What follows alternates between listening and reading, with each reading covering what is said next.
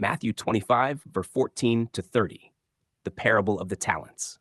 In Matthew 25, verse 14 to 30, the Lord continues a series of parables describing the closing period of the age that existed during his earthly ministry. The narrative follows immediately after the parable of the 10 virgins and precedes the description of the Son of Man coming in judgment. The setting throughout the chapter concerns the transition from the covenant world centered in the temple, priesthood, and law to the new covenant order established through the completed work of Christ. The parable begins with a man going on a journey who entrusts his property to his servants. To one he gives 5 talents, to another 2, and to another 1, each according to his ability.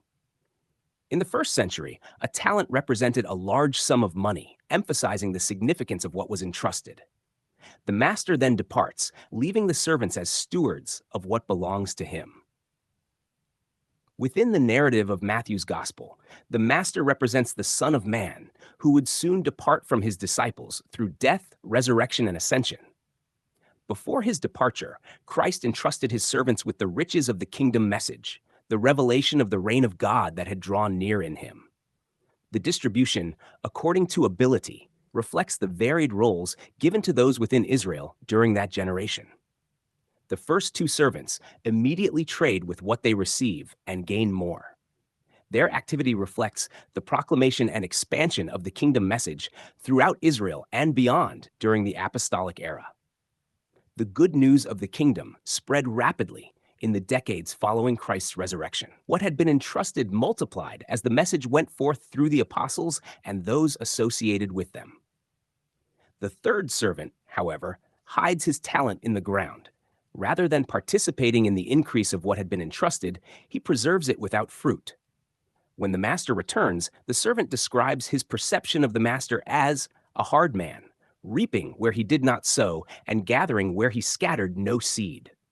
This portrayal reveals a misunderstanding of the master's character and results in inactivity. When the master, after a long time, he settles accounts with his servants. The first 2 present what has multiplied from their stewardship. The master responds with the same commendation to both. Well done, good and faithful servant.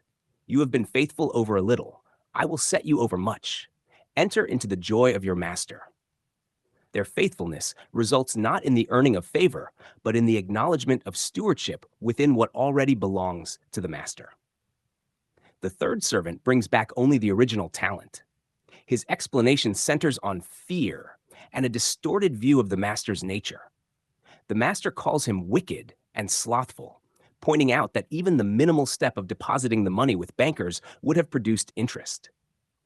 Because the servant refused to engage with what was entrusted, the talent is taken from him and given to the one who has 10.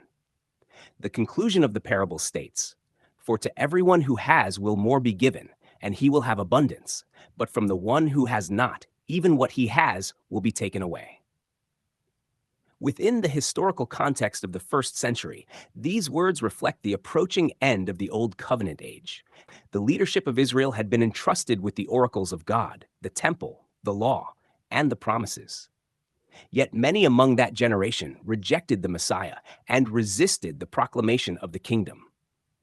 As the message of Christ spread through the apostles, the kingdom increased among those who received it, while the covenant privileges of unbelieving Israel were drawing to their end.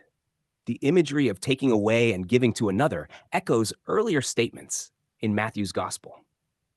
In Matthew 21:43, Jesus declared that the kingdom of God would be taken from those who rejected him and given to a nation producing its fruit.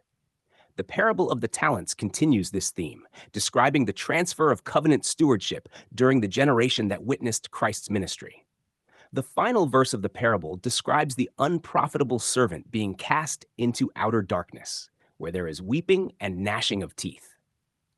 Throughout Matthew's Gospel, this imagery consistently refers to covenant judgment upon that generation. It portrays the removal from the privileges and light of the covenant community as the age of the temple and its system reached its conclusion. Within the larger message of the gospel, the work of Christ establishes a righteousness that does not arise from human achievement. The kingdom entrusted to the servants originates entirely from the master. The talents belong to him from the beginning, and the increase also comes from what he has given. The servants operate only with what already belongs to their Lord. Thus, the parable unfolds within the story of the kingdom's arrival, expansion, and the closing judgment upon the old covenant order. The master departs, entrusts his resources, and returns to settle accounts, revealing the transition from one covenant age to another as the reign of God becomes fully manifest through the finished work of Christ.